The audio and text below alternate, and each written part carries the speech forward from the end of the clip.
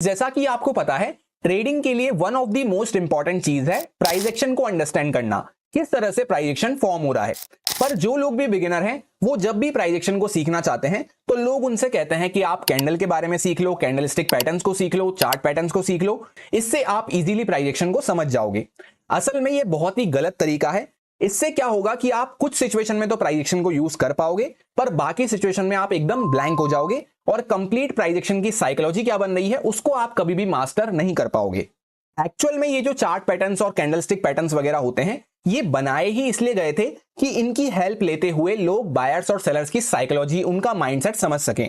पर लोगों ने क्या करा, सिर्फ 2-4 चार्ट पैटर्न्स को रट के उन पर ट्रेडिंग करना चालू कर दिया। इस वजह से आज की डेट में उनकी उतनी ज्यादा एक्यूरेसी नहीं रही है। इन घिसे पिटे कैंडलस्टिक चार्ट पैटर्न्स वगैरह पे ट्रेडिंग करने से अच्छा है कि आप खुद से बायर्स और सेलर्स की साइकोलॉजी समझते हुए काम करें, जिससे कि आपको डे बाय डे अपने अंदर इंप्रूवमेंट देखने को मिले। आज के इस वीडियो के थ्रू हम प्राइस एक्शन साइकोलॉजी के बारे में कुछ इंपॉर्टेंट पॉइंट्स पर डिस्कशन करने वाले हैं, जिसके बाद आप खुद से प्राइस एक्शन को अंडरस्टैंड कर पाएंगे बिना कोई चीज को रटे हुए, और एक राइट डिसीजन प्लान कर पाएंगे कि हाँ, आपको बाय साइड पे ट्रेड प्लान करनी है या फिर सेल साइड पे ट्रेड प्लान करनी है, या दोनों ही साइड पे ना जाते हुए आपको थोड़ा सा वेट एंड वॉच करना है, जिससे कि आप ट्रैप ना हो जाएं। तो एक एक पॉइंट को ध्यान से सुने, कुछ भी स्किप मत करना। ये ऐसे पॉइंटर्स होने वाले हैं जो शायद ही कहीं आपको वापस से देखने को मिले। चलिए सीधा वीडियो को शुरू करते हैं। सबसे पहले जब भी हम प्राइस एक्शन साइकोलॉजी समझने की बात करते हैं तो उसके लिए 3 चीजें आपको ध्यान रखनी है। ये चीजें आपको बिल्कुल भी नहीं करनी है। क्या करना है वो तो हम बाद में डिस्कस करेंगे, उसके ऊपर तो दुनिया पागल है, पर यहां पे क्या नहीं करना है वो सीखना बहुत जरूरी है। तो ये 3 पॉइंट्स आपको सीखना है। सबसे पहले आपको प्राइस एक्शन को कभी भी रटना बिल्कुल भी नहीं है।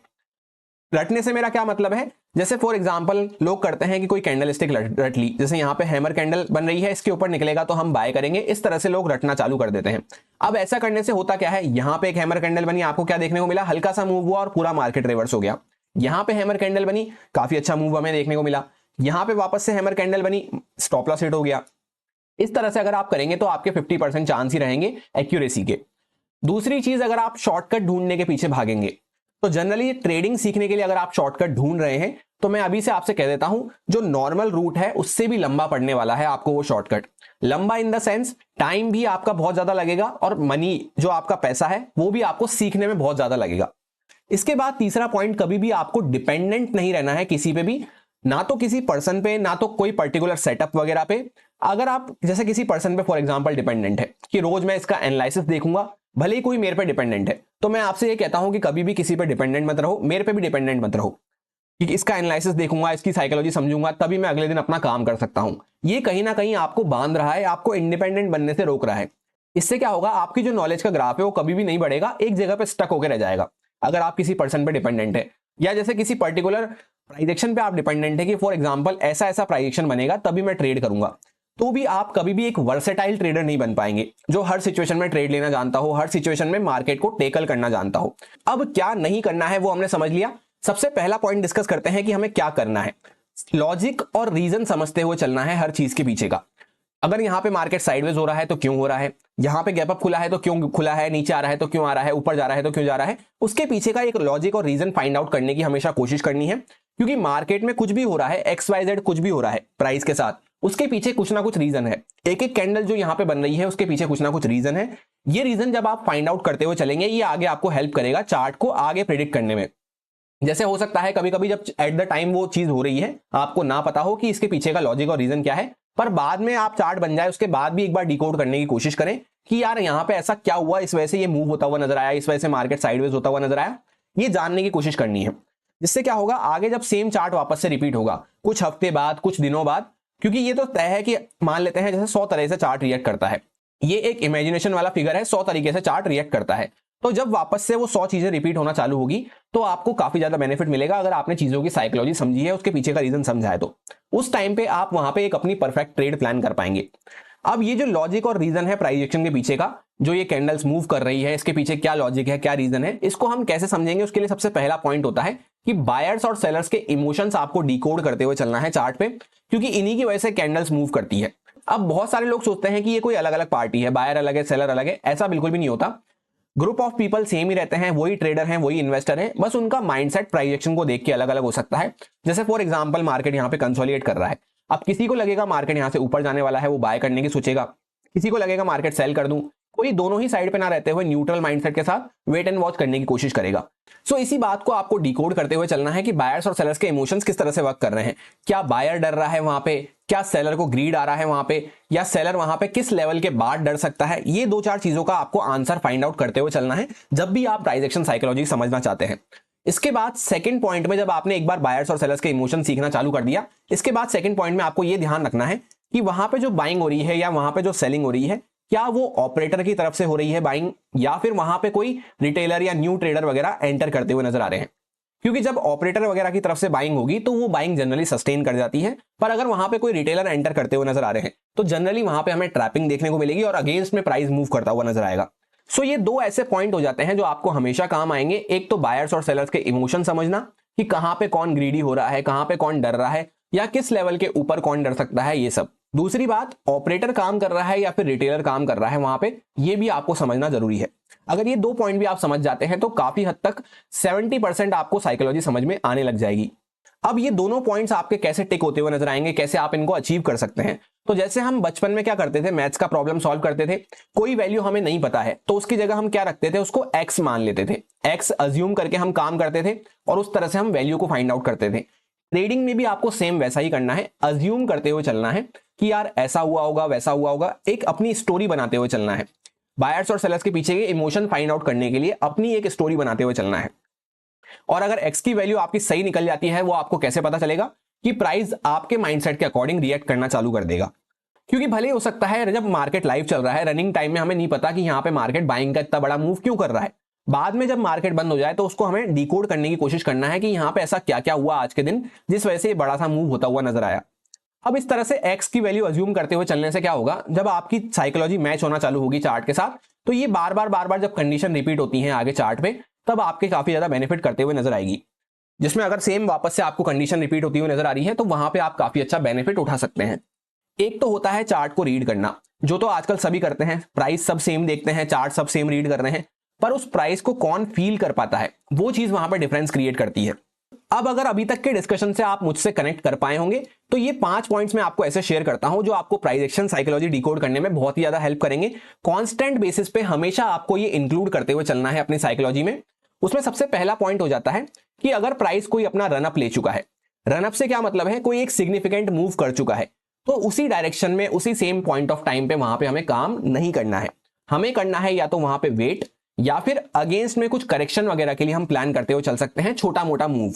फॉर एग्जाम्पल यहां पे मार्केट ने एक अच्छा मूव कर दिया ए पॉइंट से बी पॉइंट पे। अभी जैसे हमने बैंक निफ्टी का चार्ट ओपन कर रखा है, तो बैंक निफ्टी में मान लेते हैं 200 300 400 पॉइंट या 500 पॉइंट यहां पे मार्केट मूव कर चुका है।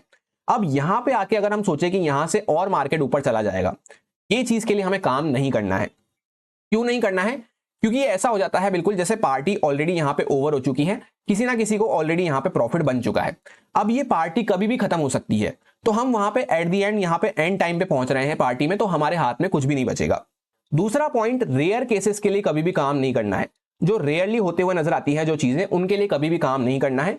जैसे मान लेते हैं 10 में से कोई चीज 2 बार होती है, उसके लिए कभी भी काम नहीं करना है। जो नॉर्मली 10 में से 8 बार आपको होती हुई नजर आ रही है, उसके लिए आपको काम करना है। जैसे इसी एग्जांपल में मैंने आपसे क्या कहा, 500 पॉइंट जब बैंक निफ्टी मूव कर चुका है, उसके बाद हम यहां पे बाय करके सोचें कि हमें यहां पे और प्रॉफिट मिल जाएगा, तो ऐसा कभी कभी आपको होता हुआ नजर आएगा 10 में से 2 बार। क्योंकि ये बात मैं अज्यूम करके चल रहा हूं कि यहां पे कोई भी 10 में से 2 बार प्रॉफिट कमाने के लिए ये सब नहीं सीख रहा है। 10 में से 8 बार जो मैक्सिमम टाइम चीजें होती हैं, उसी साइड पे हम काम करना पसंद करेंगे। इसके बाद थर्ड पॉइंट में, अगर दोनों पार्टीज को प्रॉफिट मिल चुका है तो वहां पे हमें कुछ भी ट्रेड प्लान नहीं करनी है।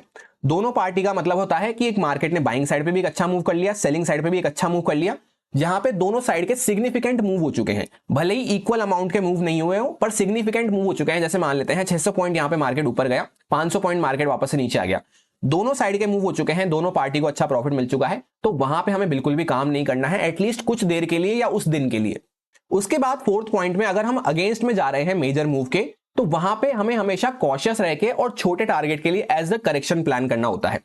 अगर अगेंस्ट मेजर मूव जा रहे हैं, जैसे मेजर मूव हमारा अप साइड का बना हुआ है और हम प्लान करना चाह रहे हैं कुछ सेलिंग के लिए, सेलिंग साइड पे हमारी साइकोलॉजी मैच हो रही है, तो वहां पे हमें यह ध्यान रखना है, या तो हम क्वांटिटी कम करते हुए काम कर सकते हैं, टारगेट भी छोटे प्लान कर सकते हैं, या फिर आराम से वेट कर सकते हैं और जब मेजर मूव के साइड पे ही कोई अच्छी कंडीशन मिले तब हम काम कर सकते हैं।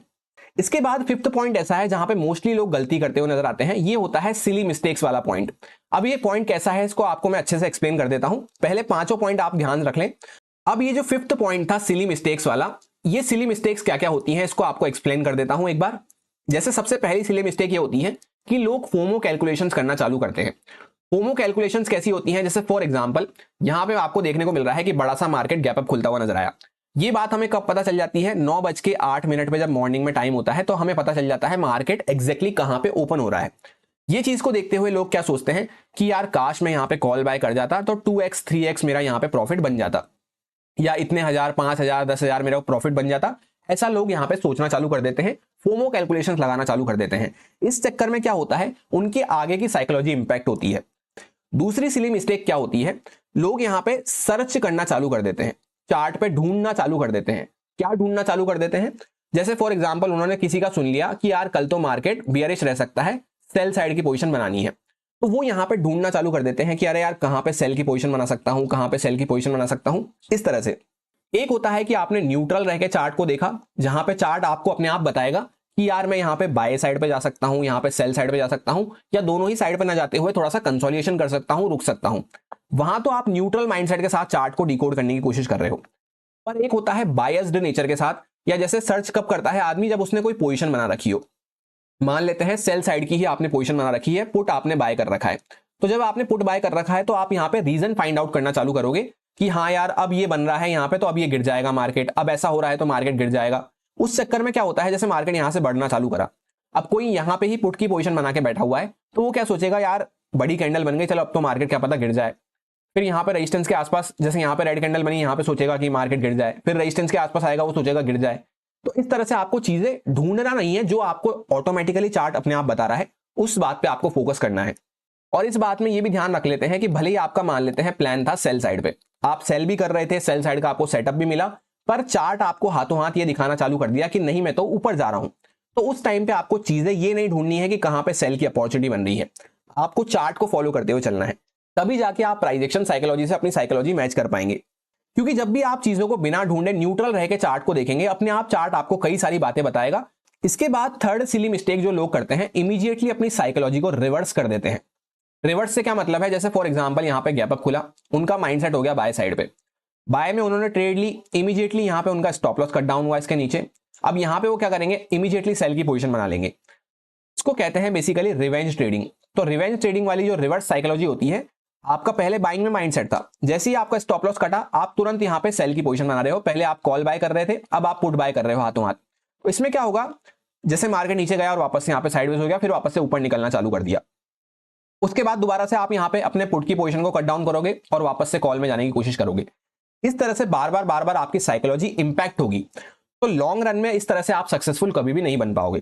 एक सही अप्रोच क्या हो जाती है, जैसे फॉर एग्जांपल यहां पे आपको बाय करना भी था या आपने बाय कर लिया, उसके बाद आपका स्टॉप लॉस हिट हो गया, यहां पे एसएल हिट हो गया, तो यहां पे इमीडिएटली आपको, जैसे पहले आपने कॉल बाय कर रखा था, यहां पे आपको इमीडिएटली पुट कभी भी बाय नहीं करना है। इससे क्या होगा, मान लेते हैं जैसे यहां पे वापस से ये रिवर्स कर जाता, तो डबल आपको साइकोलॉजी पे इंपैक्ट देखने को मिलता और स्ट्रेस भी आपका अल्टीमेटली ज्यादा बढ़ जाता। फिर इसके बाद आप क्या करते, ओवर ट्रेडिंग की तरफ चले जाते, क्योंकि रिवेंज ट्रेडिंग तो ऑलरेडी आपको डिफीट कर चुकी है। यहां पे आपने रिवेंज लिया एक तरह से, पहले कॉल बाय करा उसके बाद पुट बाय करा, ये रिवेंज ट्रेडिंग में भी आपको हार देखने को मिल चुकी है, लॉस देखने को मिल चुका है। तो फिर आप कहीं ना कहीं ओवर ट्रेडिंग का शिकार होते हैं और उसके बाद आपको और ज्यादा वहां पे लॉसेस देखते हुए नजर आते। और यही रीजन रहता है कि छोटे मोटे लॉस फिर आपके बड़े लॉस में तब्दील हो जाते हैं। इसलिए इमीडिएटली हमें कभी भी साइकोलॉजी रिवर्स नहीं करनी है। एक सही तरीका यह होता है, जैसे आपका यहाँ पे स्टॉप लॉस हिट हुआ कॉल की साइड पे, तो आपको थोड़ी देर फिर वेट करना है, अपने इमोशंस को कूल ऑफ होने देना है, जिससे क्या होगा, आप एक्चुअल जो न्यूट्रल रह के वहां पे साइकोलॉजी बन रही है चार्ट पे, वो डिकोड कर सको। ऐसा सिर्फ इसी दिन नहीं, आपको हर दिन करना है। जैसे यहाँ पे आपने पुट साइड की पोजीशन बनाई, आपका स्टॉप लॉस हिट हो गया या आप निकल गए, तो उसके बाद आप इमीडिएटली सोचेंगे मैं यहाँ पे कॉल बाय कर लूं, तो आप देख सकते हैं वापस से आपको लॉस देखने को मिला। इस चक्कर में फिर आप यहाँ पे बीच में रिवेंज ट्रेडिंग आप करके वहां पे लॉस ले लिए, तो अब वापस से आप ओवर ट्रेडिंग करते रहोगे। मतलब बार बार रिवेंज लेने को कहते हैं ओवर ट्रेडिंग। क्योंकि पहले आप मान लेते हैं पुट में लॉस करे, फिर आप कॉल में भी लॉस कर दिए, फिर वापस से आप पुट में जा रहे हो, फिर वापस से आप कॉल में जा रहे हो। तो इस तरह से रिवेंज ट्रेडिंग जब बार बार लोग करते हैं, वो ओवर ट्रेडिंग में तब्दील हो जाती है। तो ये 2-3 सिली मिस्टेक्स को हमें अवॉइड करना है। अब ये सारे पॉइंटर्स जो भी हमने डिस्कस करे इनको कुछ प्रैक्टिकल एग्जांपल्स पे देखेंगे और उसी के साथ मैं अपने कुछ प्रो टिप्स वगैरह भी आपके साथ शेयर करता हुआ जाऊंगा ड्यूरिंग द प्रैक्टिकल एग्जांपल्स। ध्यान से पूरी वीडियो को देखते हुए चलें। ये सारे ऐसे पॉइंटर्स होने वाले हैं जो शायद ही कोई आपको बताएगा। जनरली लोग आपको क्या बताते हैं, ये कैंडल रट लो, ये यहाँ पे बियरिश पैटर्न, फ्लैग पैटर्न, ये पैटर्न, वो पैटर्न, ये रट लो, कैंडल स्टिक रट लो, इससे आप आराम से साइकोलॉजी बिल्डअप कर लोगे। ऐसा कभी भी नहीं होता। साइकोलॉजी के लिए आपको डे बाय डे एफर्ट्स करने पड़ेंगे और ये जो भी पॉइंटर्स, जो भी बातें मैं आपको बता रहा हूं, शायद ही कोई आपको फ्री ऑफ कॉस्ट सिखाएगा। ये ऐसी बातें हैं जो जेन्युइनली आपको ट्रेडिंग इंप्रूव करने में हेल्प करेगी। अगर इसको मैं पेड कोर्स में रख के भी बेचता, 5,000 10,000 के कोर्स में भी बेचता, तो आराम से लोग हंसते हंसते लेते और उनको इतनी वैल्यू मिलती कि आगे भी वो 10 लोगों को रिकमेंड करते। तो कोई वैल्यूएबल चीज अगर आपके साथ फ्री ऑफ कॉस्ट शेयर हो रही है तो इसका ये मतलब नहीं है कि उसकी कोई वैल्यू नहीं है। और ये मेरी गारंटी है, अगर कोई इन पॉइंटर्स का ध्यान रखता है तो अगले ही दिन से, नेक्स्ट डे से ही इमीडिएटली आपको अपने अंदर इंप्रूवमेंट देखने को मिल जाएंगे। और इसी के साथ अगर आपको इस टाइप के डिस्कशन अच्छे लग रहे हैं तो वीडियो को लाइक और कमेंट करके अप्रिशिएट करते हुए जरूर चलें, जिससे कि मुझे भी मोटिवेशन मिल सके और इस टाइप का और भी लर्निंग कंटेंट मैं आगे आपको प्रेजेंट कर सकूं। अब जैसा कि ये बैंक निफ्टी के 5 मिनट टाइम फ्रेम का चार्ट है, एकदम रीसेंट चार्ट ओपन कर रखा है कुछ ही दिनों का, जहां पे आपको देखने को मिलेगा कंटिन्यूअस सेलिंग हुई। उसके बाद मार्केट एक सपोजिट लेवल के आसपास प्रॉपर रेंज बनाता हुआ नजर आया। अब इससे क्या हो रहा है, यहां पे आपको देखने को मिलेगा सेलिंग हो रही थी, सेलिंग हो रही थी, तो यहां पे भी लोग होल्ड कर रहा है। तब लोग क्या सोच रहे हैं, सेलिंग कर देते हैं, यहां से मार्केट अगर नीचे निकलेगा तो काफी अच्छा मूव हमें करता हुआ नजर आएगा। इमीडिएटली मार्केट अगले दिन क्या होता है, गैप अप खुल जाता है। गैप अप खुलने के साथ आपको क्या देखने को मिला, जो लोग भी यहां पे पुट बाय करके बैठे थे, मान लेते हैं पुट बाय से मतलब सेल करके बैठे थे, किसी भी फॉर्म में सेल कर रखा हो, उनको क्या दिख रहा है, मेजर लॉस देखने को मिल रहा है। स्पेशली जो लोग यहां पे अपनी पोजीशन बनाए होंगे उनको मेजर लॉस देखने को मिल रहा होगा। तो इस वजह से क्या हो रहा है, जो भी लोग सेल करके बैठे हैं उनके मन में एक फियर बढ़ चुका है, यानी कि डर बढ़ चुका है। हल्का सा मार्केट और ऊपर जाने लगता है, वो अपनी पोजीशन से क्या करेंगे, कट डाउन करेंगे। स्पेशली जो यहाँ पे आसपास के जो सेलर्स होंगे, जो इसमें यहाँ पे सेल करके बैठे होंगे, इन सबको लॉस चलना चालू हो गया होगा। जो यहाँ पे प्रॉफिट में होंगे उनका प्रॉफिट पूरा 0-0 हो चुका होगा। उसके बाद भी यहाँ पे थोड़ा सा वेट करा होगा उन्होंने, और 5-10 मिनट जब मार्केट ऊपर जाने लगा कंटिन्यू, तो यहाँ पे सबने फियर के साथ अपनी पोजीशन कट डाउन करी होगी। उससे क्या हुआ, यहाँ पे पहले मार्केट ने सेलर्स को भगा दिया। अब कौन बचता है, यहाँ पे बायर्स बचते हैं, जो नीचे से यहाँ पे कहीं पे मान लेते हैं, जो कोई स्मार्ट ट्रेडर होगा, ऑपरेटर वगैरह होगा, यहाँ से कोई बाय करके बैठा है, चाहे कॉल बाय करा हो, किसी भी फॉर्म में बाय करा हो, बाय करके बैठा हुआ है, उसको यहाँ पे दिख रहा है अच्छा प्रॉफिट। जब भी अच्छा प्रॉफिट दिखता है, एक तो लोग होते हैं जो इमीडिएटली वहां पे बुक कर देते हैं, दूसरे लोग होते हैं जो थोड़ा सा जिनको टाइम हो चुका है, जिनको एक्सपीरियंस हो चुका है, वो वहां पे 2-5 मिनट होल्ड करने की कोशिश करते हैं कि क्या पता उसी फ्लो में हमें और पैसा मिल जाए। जब ऑलरेडी इतने पॉइंट्स मिल चुके हैं तो क्या पता उसी फ्लो में मार्केट और निकल जाए। तो जो लोग भी यहाँ पे होल्ड कर रहे थे, मार्केट ऊपर जाता हुआ देख एक सफिशिएंट प्रॉफिट जब उनको बढ़ने लगता है, वो भी यहाँ पे प्रॉफिट बुक करना चालू करेंगे अपना। उसके बाद प्राइस यहाँ पे नीचे आता है। सो इस बात से आपको क्या समझने को मिला, सबसे पहला पॉइंट कि अगर मार्केट यहाँ पे पहले जैसे पुट वालों को ट्रैप कर लिया, पुट वालों से मतलब सेल वालों को भगा दिया, उसके बाद मार्केट नीचे आया और यहाँ पे बाय वालों को भगा दिया। तो ये एक प्रो टिप आप नोट डाउन कर सकते हैं कि मार्केट को ना तो ऊपर जाने से कोई मतलब है, ना ही नीचे जाने से कोई मतलब है, ना ही साइडवेज होने से कोई मतलब है। उसको अल्टीमेटली मतलब है लोगों को ट्रैप करने से। क्योंकि ये मार्केट, जब ट्रेडिंग करते हैं हम मार्केट में, तो अल्टीमेटली जब कोई ट्रैप होगा, जब किसी की जेब से पैसा निकलेगा, तभी किसी को प्रॉफिट होने वाला है। तो यहाँ पे सब एक दूसरे के पीछे इसीलिए भागते रहते हैं। अब जब यहाँ पे ऑलरेडी इतना बड़ा गैप अप खुल के सेलर्स को मार्केट ने भगा दिया, आसपास के सेलर्स को निकाल दिया, उसके बाद मार्केट के पास कोई चारा नहीं बचता है, या तो उसको वहीं पे होल्ड करना पड़ता, या फिर इमीडिएटली वो नीचे आया और यहाँ पे बायर्स को ट्रैप करता हुआ नजर आया। और वैसे भी जब इतना बड़ा गैप अप खुला है उसके बाद भी कंटिन्यू मूव कर रहा है, तो वहां पे जो बाय करके बैठे हैं वो भी प्रॉफिट बुक करना चालू करते हैं। तो प्रॉफिट बुकिंग की वजह से क्या होता है, हल्का फुल्का यहाँ पे प्रॉफिट बुकिंग चालू हुई। फिर जो लोग यहाँ पे ट्रेल कर रहे हैं, या जो लोग ये मान के बैठे हैं कि थोड़ा नीचे आएगा तब मैं कट डाउन कर दूंगा, क्योंकि ऑलरेडी अच्छा प्रॉफिट दिख रहा है, तो कभी कभी कुछ लोग थोड़े से प्रॉफिट का रिस्क ले लेते हैं। इस तरह से लोगों के इमोशंस चलते हैं बाइंग सेलिंग में। तो जो लोग रिस्क लेके बैठे हैं उनका भी सबका यहाँ पे उनको एग्जिट करवाता हुआ नजर आया मार्केट, और थोड़ा सा नीचे आया। उसके बाद अब नीचे आने के बाद यहाँ पे इंपॉर्टेंट लेवल के आसपास आके साइडवेज हो गया। अब यहाँ पे आके साइडवेज क्यों हो गया, क्योंकि मैंने जैसा आपको एक पॉइंट शेयर किया था कि जब दोनों पार्टीज को यहाँ पे प्रॉफिट बन चुका है, उसके बाद मार्केट के पास कोई चारा नहीं रहता, वहां पे उसको वेट करना पड़ता है नई पोजीशंस ऐड ऑन होने के लिए, नई लिक्विडिटी वगैरह, नए स्टॉप लॉस वगैरह ऐड होने के लिए। यहाँ पे आपको क्या देखने को मिला, पहले ऊपर जाके बायर्स वगैरह को अच्छा प्रॉफिट बन गया, नीचे आके यहाँ पे सेलर्स वगैरह को अच्छा प्रॉफिट बन गया। तो जिसको बाय करके प्रॉफिट बनाना था उसने बना लिया, जिसको सेल करके प्रॉफिट बनाना था उसने बना लिया। अब जो भी पॉइंटर्स हमने डिस्कस करे थे उस बेसिस पे हम यहाँ पे कैसे काम कर सकते हैं। मान लेते हैं हमने ना तो यहाँ पे कॉल का पोजीशन लिया था, ना तो यहाँ पे पुट का पोजीशन लिया था, तो ना तो हमें यहाँ पे लॉस चल रहा है, ना तो प्रॉफिट चल रहा है। हम काम करते हैं इंट्राडे में, तो यहाँ पे हम कैसे यूज कर सकते हैं इसको, साइकोलॉजी को। सबसे पहले आपको क्या देखने को मिलेगा, बड़ा सा गैप अप हुआ, तो एक पॉइंट मैंने आपसे शेयर किया था कि जब ऑलरेडी मार्केट रन अप ले चुका है एक अच्छे पॉइंट्स का, यहां से 700 के आसपास से कहां पहुंच चुके हैं हम, 300 के आसपास, यानी कि 600 पॉइंट्स के आसपास का मूव हो चुका है। तो इसी फ्लो में हमें कभी भी काम नहीं करना है। यानी एक चीज हमारी क्लियर हो गई कि भले ही हमारा यहाँ पे बाय साइड पे माइंडसेट हो भी सही, तो भी ऑलरेडी बायर्स को प्रॉफिट बन चुका है। तो जब पार्टी ओवर होने वाली है या ओवर हो चुकी है तो वहां पे हम बिल्कुल नहीं जाएंगे, तो बाय तो हमें बिल्कुल भी यहाँ पे नहीं करना है। उसके बाद हमारे पास क्या ऑप्शन बचता है, सेल करने का। अब सेल करने के पीछे यहाँ पे एक बात का हमेशा ध्यान रखना है, मैंने आपसे एक पॉइंट शेयर किया था कि जो मेजर मूव चल रहा है उसके अगेंस्ट में अगर हम काम कर रहे हैं तो सिर्फ और सिर्फ करेक्शन बेसिस पे हमें काम करना है, जिसमें क्वांटिटी हमारी कम रखेंगे, टारगेट भी हमारे कम रहेंगे।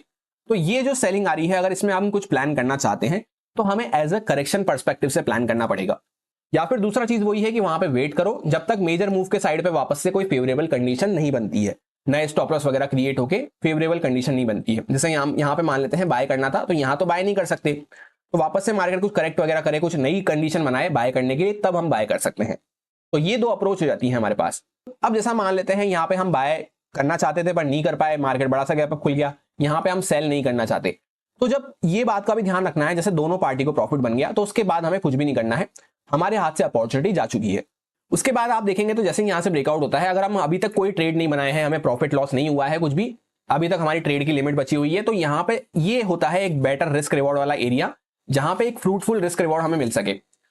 प्रॉफिट बनेगा नहीं बनेगा, लॉस बनेगा, क्या होगा वो बात की बात हो जाती है, पर यहाँ पे रिस्क रिवॉर्ड वाइज हमारा जैसे यहाँ से ब्रेकआउट होना चालू हुआ तो छोटा सा स्टॉप लॉस बनता और एटलीस्ट जो पहला टारगेट हम प्लान कर सकते थे, यहाँ पे रेजिस्टेंस के आसपास तक प्लान कर सकते थे, या जितना ये रेंज की लेंथ देखने को मिल रही है इतना टारगेट हम साइकोलॉजी वाइज प्लान कर सकते थे। और ये भी कब हो रहा है, अच्छे से मार्केट ने अपने आप को होल्ड कर लिया, सस्टेन कर लिया, होप ट्रेडिंग क्रिएट करवा ली, यहाँ पे होप ट्रेड क्रिएट करवा ली, उसके बाद हो रहा है।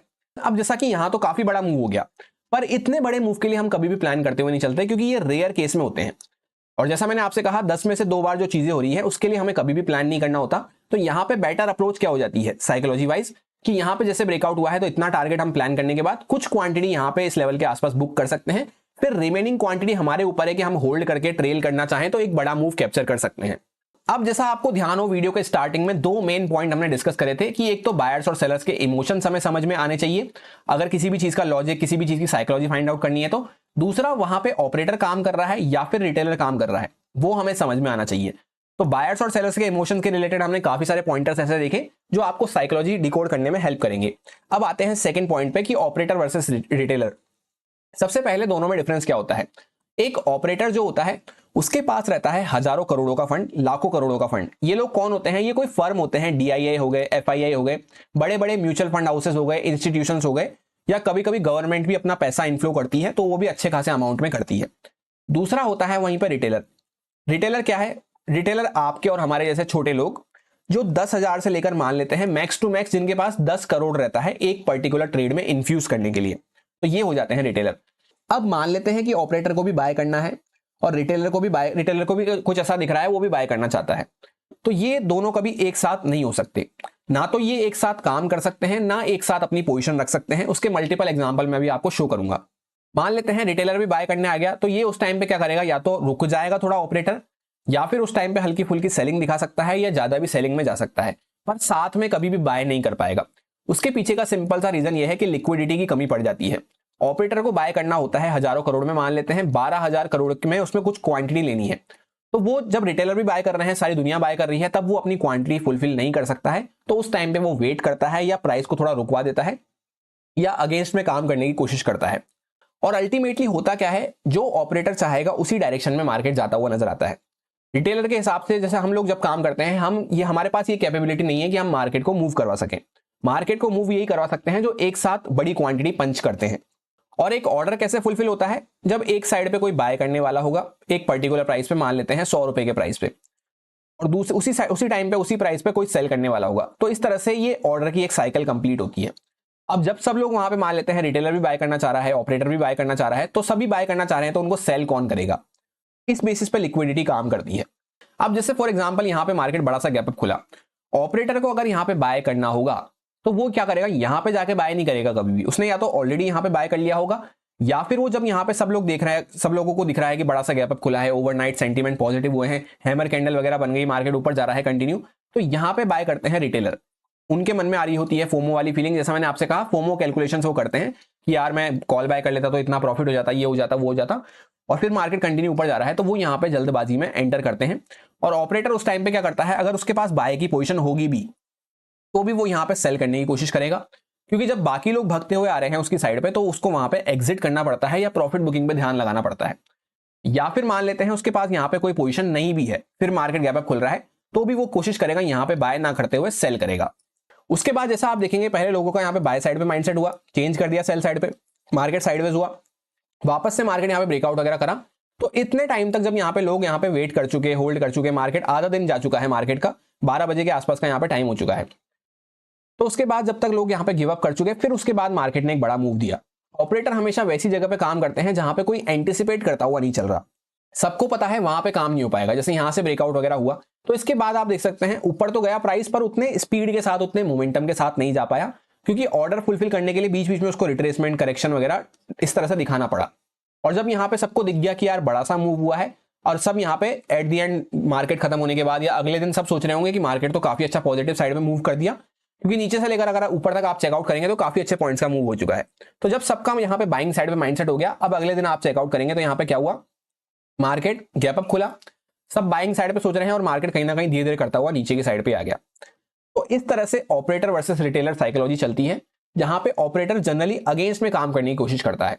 अब उसके बाद यहाँ पे आपको क्या दिख रहा है, लोअर हाइज लोअर लोस बना, तो यहाँ पे नॉर्मल रिटेलर कैसे सोचेगा कि यार market lower highs lower lows बना रहा है, क्या पता यहां से सेलिंग में चला जाए, या सेलिंग का नहीं भी सोचेगा तो वो थोड़ा सा कंफ्यूज हो चुका है अब कि बाय करूं या नहीं करूं। उसी टाइम पे अगले दिन मार्केट फ्लैट खुलता है और खींच के तुरंत ऊपर ले जाता है। इससे पहले कि रिटेलर को कुछ समझ में आए, आप देख सकते हैं इमीडिएटली मार्केट यहाँ पे खुला, थोड़ी देर रुका और कंटिन्यू ऊपर भग गया। तो इस बात से आप पता लगा सकते हैं कि जब भी अगर ऑपरेटर बाइंग कर रहा है तो वहां पे वो उस लेवल के आसपास ज्यादा लंबा होल्ड नहीं करने देगा। सो एक पॉइंट को आप यहाँ पे as a pro tip note down कर सकते हैं कि जब भी कभी ऑपरेटर काम कर रहा है या ऑपरेटर अपनी पोजीशन बना रहा है, तो वहां पे उस लेवल के आसपास वो ज्यादा लंबा होल्ड नहीं करने देगा प्राइस को, क्योंकि उसकी क्वांटिटी इतनी रहती है, प्राइस अल्टीमेटली शूट अप हो जाता है। भले ही सेल भी कर रहा है वो, तो इमीडिएटली मार्केट नीचे गिर जाएगा, वहां पे ऐसे टाइम पास करता हुआ, धीरे धीरे करता हुआ, इस तरह से टाइम कभी भी बाय नहीं करता है। कहीं ना कहीं अगर टाइम बाय हो रहा है, जैसे आप यहाँ देख सकते हैं, यहाँ पे टाइम बाय हो रहा है, धीरे धीरे करते हुए सेलिंग हो रही है, छोटी छोटी सेलिंग हो रही है, तो कहीं ना कहीं यहाँ पे क्या हो रहा है, रिटेलर ही आपस में बाइंग सेलिंग कर रहे हैं। अल्टीमेटली उसको तो जब मार्केट को ऊपर ले जाना होगा, वो इमीडिएटली यहाँ पे अपने ऑर्डर पंच करना चालू करेगा, या यहाँ पे धीरे धीरे करते हुए अपनी क्वांटिटी इकट्ठी करना चालू करेगा और एकदम से मार्केट खींच के ऊपर ले जाएगा। अब इससे आपको अगली प्रो टिप क्या समझ में आई कि यहाँ पे मार्केट को भले ही जाना तो ऊपर ही था, पहले गैप अप खुल के ऊपर आया, पर पहले सेलिंग में गया, लिक्विडिटी वगैरह इकट्ठी करी, लोगों का माइंडसेट चेंज करा, फिर एक बड़ा मूव करा। फिर जब सब लोग यहाँ पे अगले दिन बाइंग के लिए सोच रहे होंगे, तब यहाँ पे मार्केट पहले थोड़ा सेलिंग में गया, फिर वापस से ऊपर मूव करता हुआ नजर आया। और उसके आगे अगर आप देखेंगे तो यहाँ पे क्या हुआ, अगले दिन एक बड़ा मूव करने के बाद मार्केट यहाँ पे हल्का सा रिट्रेसमेंट लेके क्लोज हुआ। अब बार बार सेम चीज हो रही है, यहाँ पे मार्केट ऊपर जाता है, रिट्रेसमेंट लेता है, वापस ऊपर भग जाता है, फिर रिट्रेसमेंट लेता है, फिर ऊपर भग जाता है। तो ये सब लोगों को समझ में आने लग जाती है। रिसेंटली लोगों के माइंड में ये बातें फ्रेश होती है, तो रिटेलर क्या करता है, उसको पता है यहाँ पे मार्केट रिट्रेसमेंट वगैरह ले रहा है, वापस ऊपर भग जाएगा। तो यहाँ पे जब ये लोग बाय कर रहे होंगे, ये लोग बाय कर रहे होंगे, अगले दिन भी लोग सोच रहे होंगे बाय करें, उस टाइम पे आप देख सकते हैं ये दिन था बैंक निफ्टी की एक्सपायरी का। यहाँ पे क्या होता है, मार्केट फ्लैट खुलता है और सेलिंग में चला जाता है कंटिन्यू।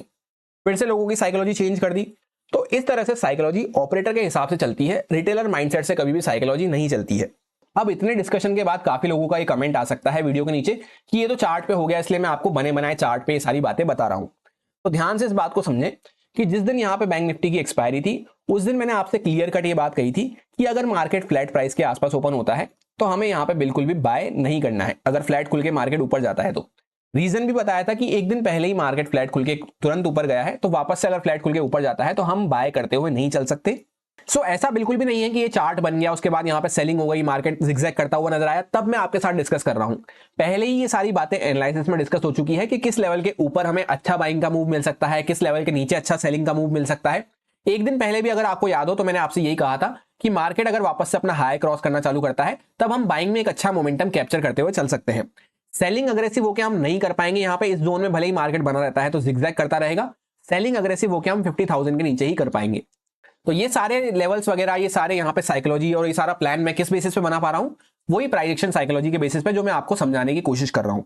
उसके एक दिन पहले भी आप चेकआउट करेंगे तो हमने यही प्लान किया था जब हम यहाँ पे कंसोलिडेट कर रहे थे, और फ्राइडे के लिए हम प्लान कर रहे थे, बीच में 15 अगस्त की हॉलीडे थी, तब मैं आपसे यही कह रहा था कि यहाँ पे मार्केट एक साइडवेज रेंज में खत्म हुआ है, सब लोग यहाँ पे सेल करने की कोशिश करेंगे, पर अगर मार्केट यहाँ पे खुलता है, यहाँ पे खुलता है, यहाँ पे खुलता है, कहीं पे भी खुलता है, हमें बाय साइड पे फोकस रखते हुए चलना होगा।